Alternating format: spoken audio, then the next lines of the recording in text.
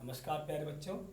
आज हम लेके आए हैं क्लास 6 के लिए चैप्टर 3 जो आपकी मैथ की एनसीईआरटी बुक से है। आज हम आपको कराएंगे एक नया टॉपिक गुणनखंड, जिसे इंग्लिश में फैक्टर कहते हैं, और गुणज जिसे इंग्लिश में मल्टीपल कहते हैं। और साथ में एक्सरसाइज 3.1 आपको मैं करवाऊंगा आज। सबसे पहले हम गुणनखंड के बारे में सीखते हैं। गुणनखंड क्या होते हैं। क्लास 5 तक, 5वीं कक्षा तक आप जमा घटा गुना भाग सीख चुके हो। एक नई चीज आपके लिए आई है गुणनखंड। गुणनखंड, गुना के खंड, गुना के टुकड़े। कैसे? जैसे मान लो 20 है, इस 20 को हम क्या लिख सकते हैं 5 गुना के 4, या 10 गुना के 2, या 1 गुना के 20। ये सब जो किए हैं इसके 1, 2, 5, 4, 10, 20, ये सभी इस 20 के गुणनखंड कहलाते हैं। क्या कहलाते हैं इसके? गुणनखंड। ये गुना के खंड है, टुकड़े हैं इसके। या दूसरे शब्दों में हम कह सकते हैं कि ये सभी 20 के पूर्ण विभाजक हैं। क्या है ये? पूर्ण विभाजक, मतलब पूरी पूरी भाग करते हैं इसको ये। तो गुणनखंडों को हम किसी भी संख्या के पूर्ण विभाजक, एग्जैक्ट डिविजर भी कहते हैं। 2 से पूरा भाग हो जाएगा, 5 से होगा, 4 से होगा, 10 से होगा, और 20 से पूरा भाग होगा। तो ये क्लियर हो गया आपको गुणनखंड अर्थात फैक्टर। इसके बाद चलते हैं गुणज के पास। गुणज क्या होते हैं? गुणज मल्टीपल। जैसे 20 के आ जाओ, 20 गुना 1 क्या हो गया 20, 20 गुना के 2 क्या हो गया 40, 20 गुना के 3 क्या हो गया 60। तो ये सब क्या कहलाते हैं? इसके गुणज कहलाते हैं, मल्टीपल कहलाते हैं। क्या कहलाते हैं? गुणज। ठीक है। अब हम इनकी कुछ विशेषताओं के बारे में बात करेंगे, दोनों की कि विशेषताएं क्या होती हैं इनकी। ठीक है। सबसे पहले गुणनखंड देखो, मैं आपको बता देता हूं कि गुणनखंड कोई भी संख्या हो, कोई भी 17, 15, 25, 35, 95, 100, 1000, 1,00,000, कोई भी संख्या हो, उन सभी संख्याओं का एक जो है वो गुणनखंड होता है। कैसी भी संख्या हो, छोटी बड़ी कैसी भी हो, सभी संख्याओं का एक तो गुणनखंड होता ही होता है। एक बात। दूसरी बात, जो संख्या है आपकी, ये संख्या जो है, ये संख्या अपनी संख्या की क्या कहलाती है? गुणनखंड कहलाती है। मतलब कि वह संख्या जो है वो अपने आप में क्या है? गुणनखंड है। 17 का गुणनखंड है। ठीक है। एक तो एक हो गया और एक वो संख्या हो गई, 2 गुणनखंड तो हो गए भाई। जिस संख्या का कोई भी गुणनखंड ना मिले, जैसे मान लो कि अब आपकी संख्या 11 है, 11 का कोई गुणनखंड नहीं है, तो 1 और ये खुद 11, ये 2 तो इसके है ही है। ठीक है भाई, 2 बात हो गई। तीसरी बात, किसी भी संख्या के जो गुणनखंड होंगे, मान लो मैं 20 ही लिया था अभी, तो 20 के गुणनखंड क्या थे? 1 था, 2 था, 4, 5, 10, 20, ये गुणनखंड थे। गुणनखंड जो होते हैं वो सीमित होते हैं, फाइनाइट, सीमित है, लिमिटेड है, मतलब कि इनकी संख्या निश्चित होगी, गुणनखंडों की संख्या। 3 बातें हो गई भैया। ठीक है। और देखिए अब गुणज के साथ देखिए, गुणज के बारे में बता रहा हूं मैं आपको कि एक तो जो संख्या जो है, मान लो संख्या थी 17, तो 17 स्वयं वह संख्या जो है वो उसी संख्या की गुणज है। 17 एकम 17, तो 17 जो है वो 17 का ही गुणज है। एक बात। दूसरी बात क्या है बताइए आपकी? ये 17 के जो गुणज हैं वो क्या होते हैं? अनलिमिटेड होते हैं, मतलब कि असीमित होते हैं, इनफाइनाइट। क्या होते हैं भाई? इनफाइनाइट होते हैं, असीमित। ठीक है भाई। एक तो वह संख्या ही गुणज होती है, गुणज जो होते हैं वो असीमित होते हैं। ठीक भाई, ये बातें हो गई। अच्छा, और देखिए जो गुणनखंड है, जो गुणनखंड होते हैं वो या तो इस संख्या के बराबर होंगे या छोटे होते। देखो छोटा छोटा छोटा छोटा छोटा ये बराबर है कि नहीं भाई। और देख लो आप, मान लो मैंने ले लिया 25 ले लेते हैं, चलो 1 5 और 25, छोटा छोटा ये बराबर। गुणनखंड हमेशा दी गई संख्या के बराबर होते हैं या छोटे होते हैं। गुणज की बात करते हैं। गुणज मैंने 17 के लिए मान लो 17 34 51 68। गुणज हमेशा दी गई संख्या के बराबर होंगे या बड़े होंगे। सभी क्या होंगे? बड़े।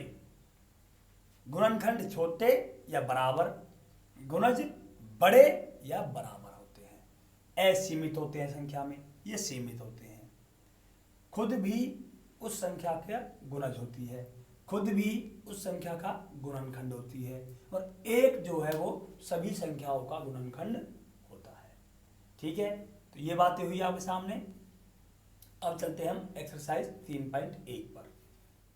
तो चलते हैं एक्सरसाइज 3.1 पर, जिसका पहला क्वेश्चन कहता है कि निम्न दी गई संख्याओं के गुणनखंड ज्ञात करो। गुणनखंड ज्ञात करने हैं, तो पहला 24 लेते हैं। तो 24 के क्या बनते हैं? देखो 1 गुना के 24, ठीक है। और देखो क्या बनेगा? 2 गुना के 12, और देखिए 3 गुना के 8, और 4 गुना के 6, और देखते हैं भाई 5 से नहीं होगा, 6 से होगा।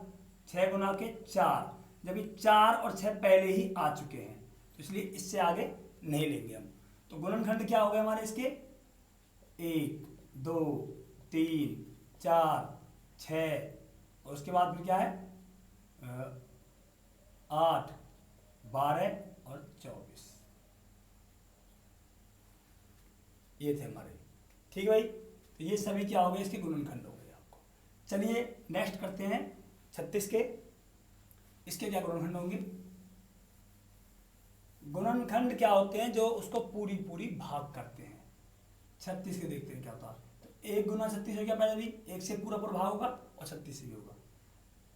उसके बाद दूसरा होगा 2 गुना के 18, 3 गुना के 12, 4 गुना के 9, और देखो 6 गुना के 6। तो ये गुणनखंड हो गए। तो 1 2 3 4 6 9 12 18 36, ये सभी इसके गुणनखंड हैं। इस तरह आप बाकी के क्वेश्चंस को भी कर लोगे आप।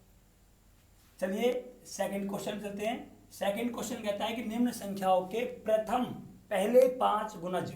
तो 8 के पहले 5 निकालूंगा। 8 एकम 8, 8 दूनी 16, 8 तिया 24, 8 चौके 32, 8 पंजे 40। तो ये जो हैं इसके, ये प्रथम 5 गुणज है। ठीक है, इस तरह हम इसके बहुत सारे गुणज निकाल सकते हैं। इसी तरह 9 के देखेंगे। अब देखो 9 एकम 9, 9 दूनी 18, 9 तिया 27, 9 चौके 36, और 9 पंजे 45। ठीक है भाई, तो 5 गुणज हो गए, बाकी क्या आप अपने आप करोगे। चलते हैं क्वेश्चन नंबर 3 पर। इन स्तंभों को मिलान करना है, इसका मिलान इनसे करना है। देखिए पहला क्या दिया गया? 35। पहला देखो क्या है? 8 का गुणज है 35 भैया? नहीं है 8 का गुणज। अभी देखे थे हमने 8 16 24 32 40, 35 नहीं है। आगे चलो 7 का गुणज, 7 एकम 7, 7 दूनी 14, 7 तिया 21, 7 चौ 28, 7 पंजे 35, है कि नहीं भाई? ये हो गया मिलान। आगे चलो 15। 15 क्या है? 8 का गुणज है? नहीं है। 7 का है? नहीं है। 70 का गुणज है?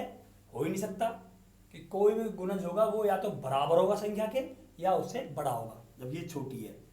30 का गुणनखंड, गुणनखंड तो है भाई, देखो 30 का कैसे है? 2 गुना के 15, तो 15 है कि नहीं भाई? तो ये इससे मिल जाएगा 30 का गुणनखंड से। ठीक है, आगे चलते हैं। 16 क्या है?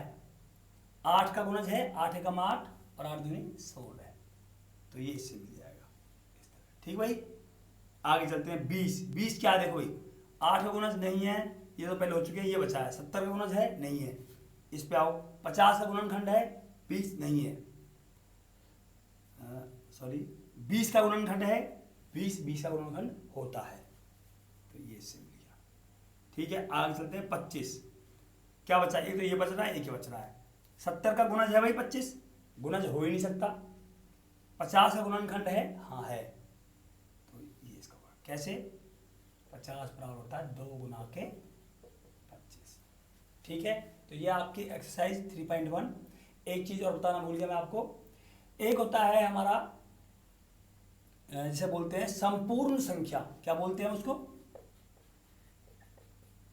संपूर्ण संख्या क्या होती है, एक नया टॉपिक है आपके सामने। संपूर्ण संख्या उसको कहते हैं जिसके गुणनखंडों का योग। कैसे, देखो मैं बता दूं आपको, 20 के गुणनखंड क्या है, 1 है, 2 है, फिर 4 है, 5 है, 10 है और 20 है। योग करो इनका, 1 और 2 3, 3 और 4 7, 7 5 12, 12 10 22, 22 से 20 कितने हो गए भैया, 42। तो ये 42 जो है क्या इसका दुगना है, नहीं है, तो ये संपूर्ण संख्या नहीं है। 6 का देखो आप, 1 2 3 6, जोड़ो इनको, 2 और 1 3, 3 और 3 6 और 6 6 12। 12 जो है वो इसका क्या है, दुगना है। तो 6 जो है वो संपूर्ण संख्या है। एक संख्या और ऐसी 28, कैसे, 1 है इसका, 2 है, 3 नहीं है, 4 है, फिर 7 है, और क्या है, फिर 14 है और 28 है।